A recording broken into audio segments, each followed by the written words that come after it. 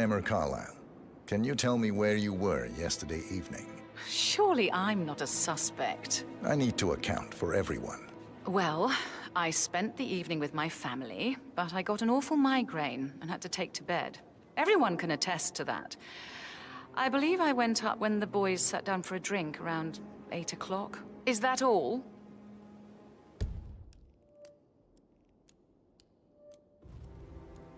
How did you feel about Zachary? I might as well be honest. His presence was always awkward. How do you have a meaningful conversation with a man who only cares about plants? In my opinion, Alexa bears some responsibility for how this ended. She supported his self-limiting behavior by letting him live here. Anything else you want to know?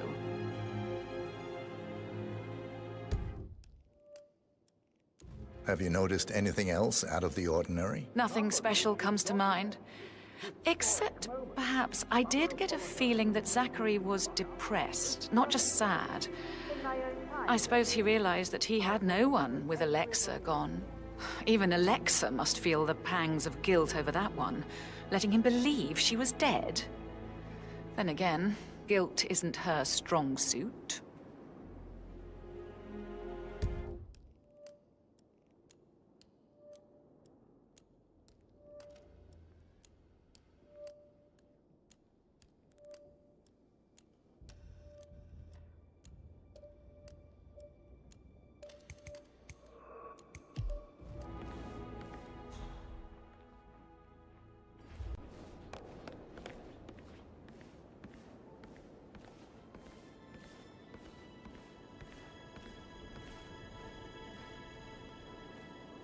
Right, let's get started. I want to keep this short. I know you have a lot of questions. Some I will answer now. The rest will have to wait. First, Zachary's sudden death is a great tragedy, but also a great inconvenience, as it happened just now.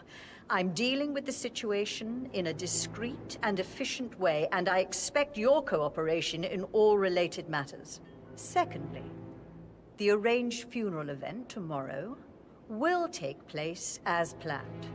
No one can know that I am still alive. I expect you all to act your part. Last, as you all know, I have a lot on my plate and need to focus on sorting everything out, so please do not disturb me with your petty concerns. You are all adults, and as part of the elite, you will eventually have to deal with difficult situations like this. It comes late for most of you, but this is a chance for you to show what you are made of. That will be all. Rebecca Carlisle, can you tell me about yesterday evening? We don't really see much of each other, my brothers and I. What an exit. I suppose it takes our mother's funeral to bring us together, and even then, it's not like we sit on each other's laps. Now, let's see. Patrick, This is your Gregory's chance. son, Oh, God. disappeared straight I have to after finish dinner. that eulogy. You know, I think he might be in some sort of trouble. Edward wanted to go as well, but Gregory convinced him to stay for a few drinks before they went off for a pint at the local at 8:45. I swear Gregory enjoys Edward's discomfort over staying here. I had a conference call with my New York office at 9, so I spent 3 hours on my laptop in my room and went straight to bed afterwards. I don't know about Emma. She did act a bit strange. You know, I bet she was making lists for changes needing to be done once she gets her hands on Thornbridge Manor. Quite the shock she had when Mother arrived during breakfast. Is there anything else you want to ask me?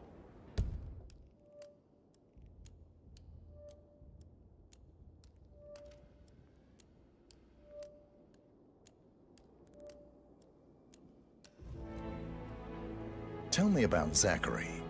Did he act strange last night? You know, now you mention it, he was a lot more chatty than usual. He wanted to know about my connections in the publishing business. Apparently, a friend of his is writing a book, which strikes me as very peculiar. I didn't think he had any friends. Is that everything, Mr. Whitmer? I do have a lot to see to.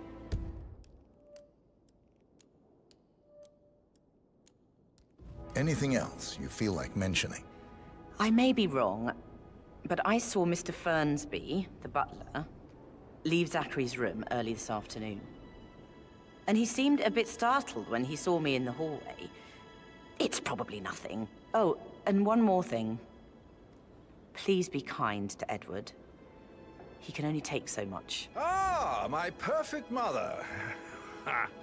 Who'd have thought? You fucked up, didn't you? Staging your own death? A major, grandiose cock-up, I'd say. Be quiet, Gregory. Well, it shows you're only human, after all. I never would have guessed. Gregory Carlyle, can you tell me where you were yesterday evening? Oh, you're wondering about my alibi, Mr. Detective.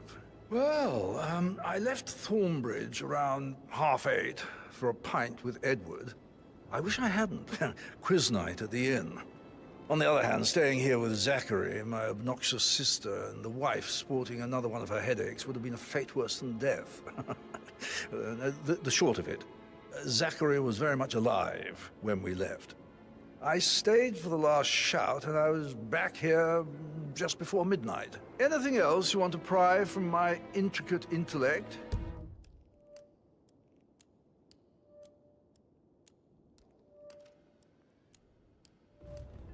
Tell me about Zachary. Zach? Huh. Such a sad old sod. A bit heavy on the bottle, but who could blame him? Only company he had was his rare plants and mother, who travels more than she stays here. Honestly, I can't say which is the bigger bore. He's better off dead. Is that all?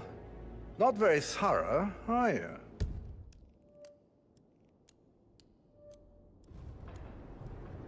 Anything else you'd like to tell me? Nothing really. I'm just enjoying the show. Our perfect mother obviously fucked up, didn't she? Faking her own death. You know, she's explained nothing to us. I think she's scared to own up to her own mistake.